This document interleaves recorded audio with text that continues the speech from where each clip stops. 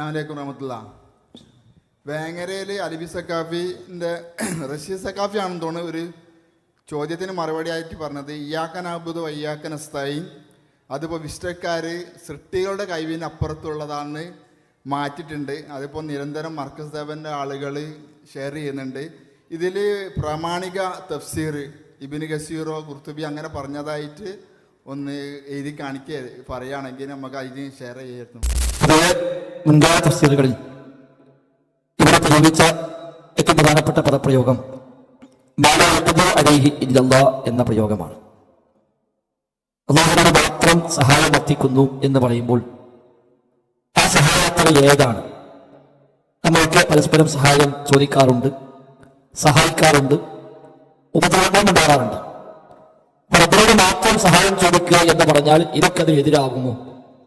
തമ്മിൽ ചോദിക്കുന്ന ചോദ്യങ്ങളൊക്കെ അതിന് എതിരാകുമോ എന്ന ചർച്ചയിൽ റബ്ബിനോട് മാത്രം ചോദിക്കേണ്ട ചോദ്യങ്ങൾ എന്നതിന് തഫ്സീർ റാസി, തഫ്സീർ ഖുർത്തുബി തുടങ്ങിയ തഫ്സീറുകളിൽ ഏറ്റവും അധികം പ്രയോഗിച്ച പദപ്രയോഗമാണ് മാലാ യഖ്ദിറു അലൈഹി ഇല്ലല്ലാഹ്. അല്ലാഹു തആലക്ക് മാത്രം കഴിയുന്ന കാര്യങ്ങൾ. അതിന് മലയാള വേർഷനാണ് ഒരു സൃഷ്ടിക്കും കഴിയാത്തത് എന്നത്. പടച്ച റബ്ബിന് മാത്രം സാധിക്കുന്നതും പടപ്പുകൾക്ക് സാധിക്കാത്തതുമായ കാര്യങ്ങൾ. നബി ഇമാം റഹിമഹുല്ലാഹ് അദ്ദേഹത്തിന്റെ അർബഉൻ നബവിയുടെ ശറഹിൽ അദ്ദേഹം പറഞ്ഞു, സഹായം രണ്ട് രൂപത്തിലാണ്.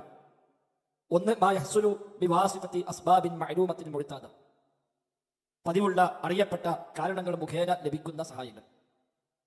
മറ്റൊന്ന് അത്തരം കാരണങ്ങൾ മുഖേന ലഭിക്കാത്ത സഹായങ്ങൾ. പരസ്പരം അറിയപ്പെട്ട പതിവുള്ള കാരണങ്ങൾ മുഖേന ലഭിക്കുന്ന കാര്യമാണെങ്കിൽ അത് പടപ്പുകൾ ചോദിക്കാം. അത്തരം അസ്ബാബുകൾ മുഖേന ലഭിക്കാത്തതാണെങ്കിൽ അത് റബ്ബിനോട് ചോദിക്കാവൂ. സൂറത്ത് അൻഫാലിൽ ഹുവല്ലദീ അയ്യദക ബിനസ്രിഹി വബിൽ മുഅ്മിനീൻ എന്ന ആയത്തിൽ അല്ലാഹു തആല അവരുടെ സഹായം കൊണ്ട് നബിയെ താങ്കളെ ശക്തിപ്പെടുത്തിയിരിക്കുന്നു. വബിൽ മുഅ്മിനീൻ, മുഅ്മിനീങ്ങളെ കൊണ്ടും ശക്തിപ്പെടുത്തിയിരിക്കുന്നു എന്ന പ്രയോഗമുണ്ട്. ആ ആയത്തിലെ വ്യാഖ്യാനത്തിൽ തഫ്സീർ റാസിയിൽ ചർച്ച കാണാം. അല്ലാഹു തആല അവന്റെ സഹായത്താൽ ശക്തിപ്പെടുത്തി എന്ന് പറഞ്ഞാൽ അത് മതിയല്ലോ, പിന്നെ എന്തിനാണ് മുഅ്മിനീങ്ങളെ കൊണ്ട് ശക്തിപ്പെടുത്തി എന്ന് പറഞ്ഞത്? അവിടെ അദ്ദേഹം പറഞ്ഞ ആശയം ഇതേ ആശയമാണ്. രണ്ടു തരം സഹായമുണ്ട്. ഒന്ന് അസ്ബാബുകളാൽ ലഭിക്കുന്നത്, അതാണ് വബിൽ മുഅ്മിനീൻ, മുഅ്മിനീങ്ങളെ കൊണ്ട് സഹായിച്ചു എന്ന് പറഞ്ഞത്. രണ്ട് അസ്ബാബുകളൊന്നും ഇല്ലാതെ ലഭിക്കുന്ന സഹായങ്ങൾ, അതാണ് ഹുവല്ലദീ അയ്യദക ബിനസ്രിഹി, അല്ലാഹു തആല അവന്റെ സഹായം കൊണ്ട് താങ്കളെ ശക്തിപ്പെടുത്തി എന്ന് പറഞ്ഞത്. നബി ഇമാം റഹിമഹുല്ലാഹ് സ്വഹീഹുൽ അർബഈനിൽ പറഞ്ഞപ്പോൾ അദ്ദേഹം പ്രയോഗിച്ച പദപ്രയോഗം തന്നെ ലം തജിൽ ആദത്തു ബിജറിയാനിഹാ അലാ ഐദി ഖൽഖില്ലാ എന്നാണ്. അല്ലാഹുവിന്റെ സൃഷ്ടികളെ കയ്യാൽ നടപ്പാക്കൽ പതിവില്ലാത്ത കാര്യങ്ങൾ, മറ്റൊന്ന് അല്ലാഹുവിന്റെ സൃഷ്ടികളെ കയ്യാൽ നടപ്പാക്കൽ പതിവുള്ള കാര്യങ്ങൾ. ഇത് പഴയകാലം മുതൽ തന്നെ പ്രയോഗിച്ചു പോകുന്ന പദപ്രയോഗമാണ്. മലയാളത്തിൽ വക്കം മൗലവിയും കെ എം മൗലവിയും പി കെ മൂസ മൗലവിയും MCC സഹോദരന്മാരും കുഞ്ഞീദ് മദനിയും AP അബ്ദുൽ ഖാദിർ മൗലവിയും പി അബ്ദുൽ ഖാദിർ മൗലവിയും റഹിമഹുല്ലാഹ് തുടങ്ങിയവരൊക്കെ അവിടെ ഗ്രന്ഥങ്ങളിൽ വ്യത്യസ്തമായ സ്ഥലങ്ങളിൽ എഴുതിപ്പോന്ന പദപ്രയോഗവുമാണ് അത്. മനുഷ്യ കഴിവ് എന്നും സൃഷ്ടി കഴിവ് എന്നും ഒക്കെ മാറി മാറി ആദ്യകാലം മുതൽ തന്നെ ഉപയോഗിച്ച് പോന്നിട്ടുണ്ട്.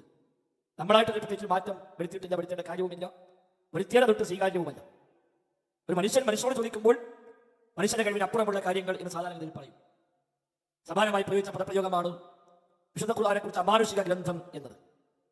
അമാനുഷികം എന്ന് പറഞ്ഞാൽ മനുഷ്യന് കഴിയാത്തത് എന്നാണ്. എന്നാൽ ഖുർആൻ സമാനമായ ഖുർആൻ കൊണ്ടുവരാൻ മനുഷ്യരല്ലാത്തവർക്ക് സാധിക്കുമോ? ജിന്നുകൾക്കോ മറ്റോ കഴിയുമോ? ഒരിക്കലുമില്ല. ഖുർആൻ തന്നെ എടുത്തു പറഞ്ഞു, സൂറത്ത് ഇസ്രാഈൽ, ഇൻസും ജിന്നും ഒരുമിച്ച് കൂടിയാലും ശരി ഇതുപോലുള്ള ഖുർആൻ കൊണ്ടുവരാൻ സാധിക്കില്ല എന്ന് പറഞ്ഞ ആയത്ത് അവസാനിക്കുമ്പോൾ ഒരു എന്നാണ്. അവർ പരസ്പരം സഹായികളായി വർത്തിച്ചാൽ പോലും ഇത്തരം ഒരു ഖുർആൻ കൊണ്ടുവരാൻ ഇൻസുകൾക്കോ ജിന്നുകൾക്കോ സാധ്യമല്ല. ഒരു പടപ്പിനും കഴിയില്ല. പടപ്പിന് കഴിയാത്ത കാര്യമാണെങ്കിലും അമാനുഷിക ഗ്രന്ഥമാണ് എന്നാണ് നമ്മൾ പറയാറുള്ളത്. അതിനർത്ഥം മനുഷ്യന്മാർ കഴിയാത്തതുകൊണ്ടു ജിന്നുകൾ കഴിയും എന്നല്ലല്ലോ. അവിടെ മനുഷ്യന് കഴിയാത്തത് എന്നും പറയാം, സൃഷ്ടി കഴിയാത്തത് എന്നും പറയാം. മുഅ്ജിസത്ത് കറാമത്ത് പറയുമ്പോൾ അല്ലാഹു തആല നടപ്പാക്കുന്ന അമാനുഷികമായ കാര്യങ്ങളാണ് മുഅ്ജിസത്ത് കറാമത്തുകൾ എന്ന് പറയാറുണ്ട്. പടച്ച റബ്ബാണ് നടപ്പാക്കുന്നത്. പടപ്പുകളുടെ അല്ലെങ്കിൽ സ്വാലിഹീങ്ങളുടെ കൈകളാലാണ് അത് വെളിപ്പെടുന്നത്. അവിടെ അമാനുഷിക കാര്യങ്ങൾ എന്നാണ് പ്രയോഗിക്കുന്നത്. അവിടെയും അമാനുഷികം എന്നുകൊണ്ട് മനുഷ്യന്മാർക്ക് മാത്രമേ കഴിയാത്തുള്ളൂ, അല്ലാത്തവർക്ക് കഴിഞ്ഞേക്കാം എന്ന അർത്ഥമില്ല. അപ്പൊ മലയാള ഭാഷയിൽ ഈ രണ്ട് പദങ്ങളും മാറി മാറി ഉപയോഗിച്ച് പോന്നിട്ടുണ്ട്. ഇബാദയിൽ വളരെ വ്യക്തമായി ഈ മനുഷ്യകളും സൃഷ്ടികളും അദ്ദേഹം വിശദമായി ഉപയോഗിച്ചത് കാണാൻ കഴിയും. പി കെ മൂസ മൗലവി റഹിമഹുല്ലാഹ് അങ്ങനെ തന്നെ ആ പദം പ്രയോഗിച്ചു. അമാനി പരിഭാഷയിൽ പല സ്ഥലത്ത് സൃഷ്ടി കഴിവ് എന്നും മനുഷ്യ കഴിവ് എന്നും മാറി മാറി ഉപയോഗിച്ചത് കാണാം.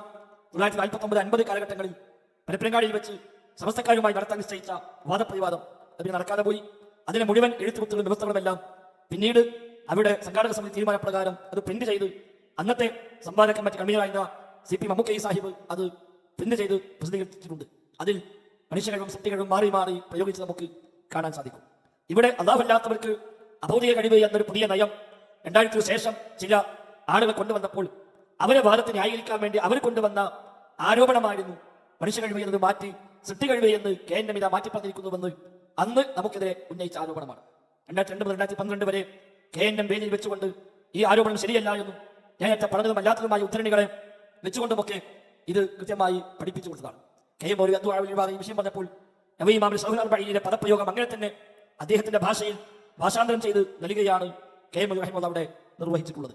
പക്ഷെ 2012 ശേഷം പിന്നീട് അന്ന് മറുപടി പറഞ്ഞ ആളുകൾ തന്നെ തിരിഞ്ഞുകൊണ്ട് അതേ ആരോപണം മുന്നോട്ട് നീക്കുകയും വിസ്തക്കാരിലായി ഇപ്പോ മനുഷ്യ കഴിവിനെ മാറ്റി സൃഷ്ടി കഴിവിനപ്പുറമായ പ്രാർത്ഥനാവുള്ളൂ എന്ന് വാദിക്കാൻ തുടങ്ങി എന്ന് അതേ ദുരാരോപണം ഉന്നയിക്കുക മാത്രമാണ്.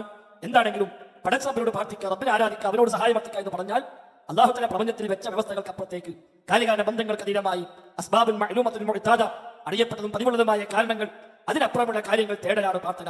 ഒരു 10 രൂപ കടം തരുമോ ചോദിച്ചാൽ അത് പ്രാർത്ഥനയല്ല. ആ വസ്തു കൊണ്ട് എടുക്കാമോ ചോദിച്ചാൽ അത് പ്രാർത്ഥനയല്ല. ഒന്ന് അങ്ങോട്ട് നീങ്ങാമോ ചോദിച്ചാൽ അത് പ്രാർത്ഥനയല്ല. അത് പടച്ചവരോട് ചോദിക്കാവുന്ന ചോദ്യവുമല്ല. അത് റബ്ബിനോട് ചോദിച്ചാൽ റബ്ബിനെ പരിഹസിക്കലാണ്. റബ്ബേ സാമ്പത്തിക പ്രയാസമുണ്ട്, തൽക്കാലം 100 രൂപ കടം തരുമോ എന്ന് അള്ളാഹിനെ ചോദിച്ചാൽ അത് അള്ളാഹിനെ പരിഹസിക്കലാണ്. അത് സൃഷ്ടിയോട് ചോദിച്ചാലോ അത് പ്രാർത്ഥന ആവുകയുമില്ല. എന്നാൽ ആ വിഷയത്തിൽ എന്റെ റബ്ബേ സാമ്പത്തിക പ്രയാസമാണ്, ഒരു ബുദ്ധിമുട്ടുണ്ടാവരുത്, എനിക്ക് കാവലേഖണം ഇത് തേടുന്നുവെങ്കിലോ അവിടെ അസ്ബാബുകൾക്ക് അപ്പുറത്താണ്, വ്യവസ്ഥകൾക്ക് അപ്പുറത്താണ്, അത് പ്രാർത്ഥനയാണ്. അത് റബ്ബിനോടെ ആകാവൂ. അത് മലക്കിനോടായ പ്രാർത്ഥനയായി, ജിന്നിനോടായ പ്രാർത്ഥനയായി, ഇൻസിനോടായ പ്രാർത്ഥനയായി, മനുഷ്യരോടായ പ്രാർത്ഥനയായി, ജീവിച്ചവരോടായ പ്രാർത്ഥനയായി, അതാണ് ദുആ എന്നുള്ളത്. അത് റബ്ബിനോട് മാത്രമേ ആകാവൂ. അല്ലാത്തവ റബ്ബിനോട് മാത്രം നൽകേണ്ടത് റബ്ബിന് നൽകുന്നു. സൃഷ്ടികളെ കഴിവിൽപ്പെട്ടത് അനുവദിക്കപ്പെട്ടതാണെങ്കിൽ നമുക്ക് ആ നിലയ്ക്ക് ഉപയോഗപ്പെടുത്താം, അനുവദിക്കപ്പെടാത്തതാണെങ്കിൽ അതിന് മാറി നിൽക്കുകയും ചെയ്യണം എന്നാണ് ചുരുക്കി സൂചിപ്പിക്കാനുള്ളത്. അല്ലാഹു അക്ബർ.